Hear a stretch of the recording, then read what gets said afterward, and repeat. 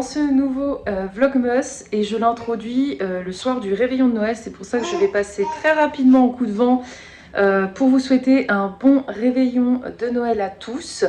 Vous entendrez peut-être derrière effectivement ma petite Chloé qui discute, parce qu'elle aime discuter cette petite. En tout cas voilà, je voulais vite fait passer quand même pour vous souhaiter un bon réveillon de Noël, que vous soyez avec votre chéri ou bien votre famille, vos amis, ou même si vous passez un réveillon tout seul, parce qu'il y en a, c'est le cas. En tout cas voilà, je pense fort à vous, n'hésitez pas à vous faire un bon petit repas, à vous régaler, parce que ça arrive qu'une fois par an, et je trouve que cette année c'est passé très vite. Déjà les autres années je trouvais que ça passait très vite Noël, mais alors cette année j'ai rien vu faire en même temps avec la petite. C'est vrai que c'est passé à une allure, c'est un truc de dingue. Je rattaque le travail dans une semaine, donc ça me fait vraiment bizarre de me dire que ça y est, c'est déjà fini tout ça.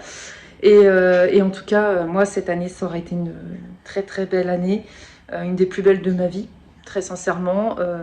Notre cadeau sous le sapin c'est surtout notre petite, et de se dire que c'est son premier Noël, c'est un truc de fou. Je vous mettrai une petite photo pareil pour vous montrer son petit pyjama de Noël. Demain elle aura un petit ensemble parce que nous le 25 c'est pull de Noël obligé.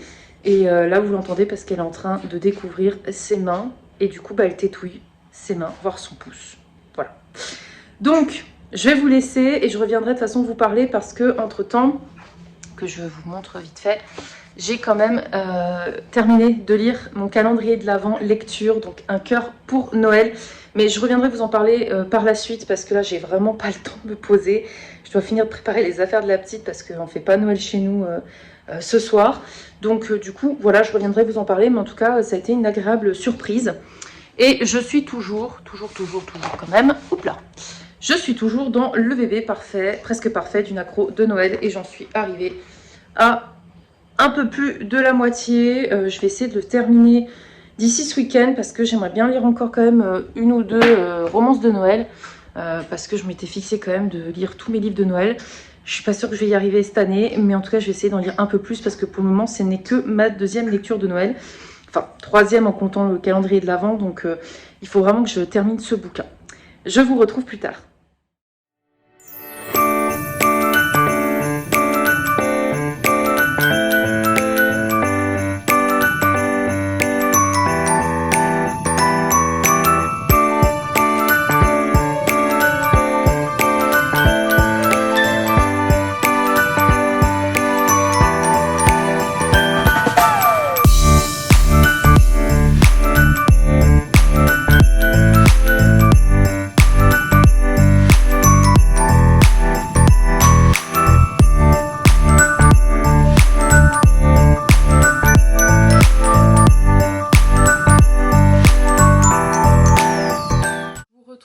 On est le lundi 30 décembre, il est 14h30 bientôt.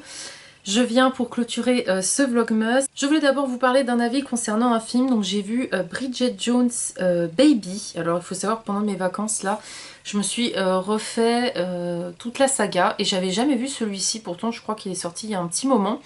Alors les acteurs ont pris un coup de vieux, on va pas se mentir. L'actrice a énormément maigri, je trouve même qu'on la reconnaît pas.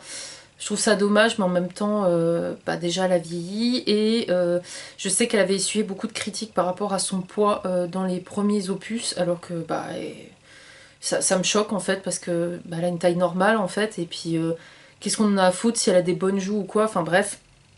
Franchement, je trouve ça vraiment dommage qu'elle ait changé autant. Et alors l'acteur qui joue Mark Darcy, qui dans le premier film je trouvais plutôt séduisant, il dégageait quelque chose, là il a tellement pris un coup de vieux malheureusement que il fait vraiment éteint quoi. J'ai mis la note de 3 sur 5 à ce film, j'ai beaucoup aimé les acteurs et l'histoire. Par contre, comme toujours, je trouve qu'il y a certains aspects qui sont très exagérés, notamment quand Bridget Jones va accoucher, là c'est vraiment rocambolesque.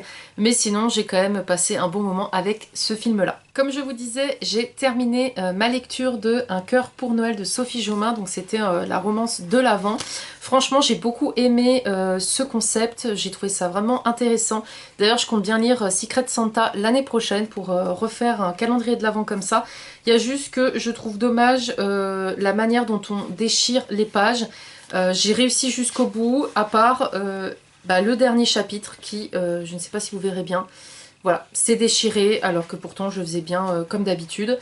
Donc je trouve que la qualité elle est quand même moins moyen alors que le prix est quand même pas donné. Tout ça pour abîmer un livre, c'est pas dingue. Ici on suit Avril qui a 18 ans, qui a failli mourir quand elle était plus jeune. Du coup ses parents sont hyper à la surveiller, ils se sont même séparés. Et elle va passer les vacances d'hiver chez son père à Morzine.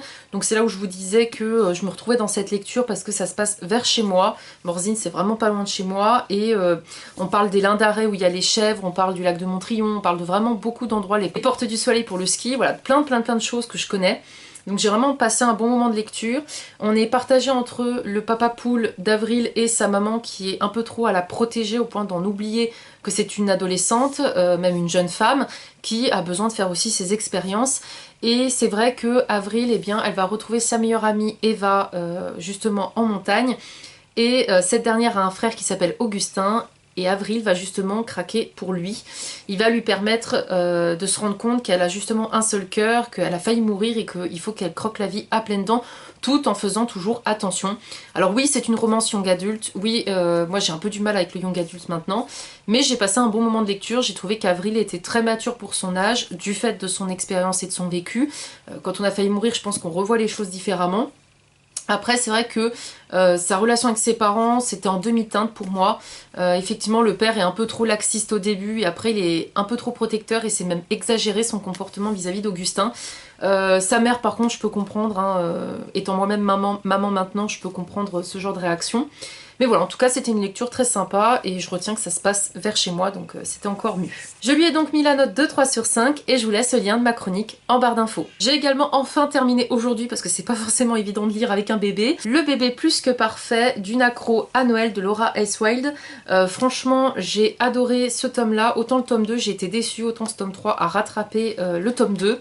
Ici Zoé et Ethan vont donc avoir un bébé et ils vont l'avoir pendant la période de Noël donc Zoé est super contente mais elle a un petit peu du mal à doser entre vie pro, vie perso, le côté pro où elle veut être à 100 à l'heure, mais elle est enceinte donc on n'a pas la même énergie ni la même, la même mémoire en fait surtout. Et elle se rend compte que d'être dans l'excès, bah, c'est ni bon dans un sens ni bon dans l'autre. Il y a Ethan qui lui essaye de protéger sa femme, de lui dire que il faut qu'elle se ménage pour elle mais aussi pour leur bébé. Mais globalement, en tout cas, ça a été une histoire que j'ai beaucoup aimée. Je me suis reconnue dans beaucoup de citations de l'autrice, notamment liées à la grossesse ou même à la maternité en soi. Franchement, je me reconnaissais bien. Mais j'aurais aimé un petit peu plus du postpartum. C'est vrai que c'est juste ça que je regrette, c'est qu'il n'y ait pas plus que ça du postpartum. J'aurais voulu voir en fait son évolution avec leur bébé juste après l'accouchement. Mais bon, après c'est pas le cœur du sujet, là c'était surtout Noël, mais j'ai quand même passé un très bon moment de lecture. Je lui ai mis la note de 4 sur 5 et je vous laisse le lien de ma chronique en barre d'infos. Je m'arrête là pour ce vlogmas, j'espère qu'il vous aura plu. N'hésitez pas comme toujours à me dire si cette vidéo vous a plu, ce que vous en avez pensé, est-ce que vous avez lu les romans que je vous ai présentés ou pas, et comme toujours à mettre des emojis en lien avec Noël. Je vous dis à très vite pour de prochaines vidéos. Salut!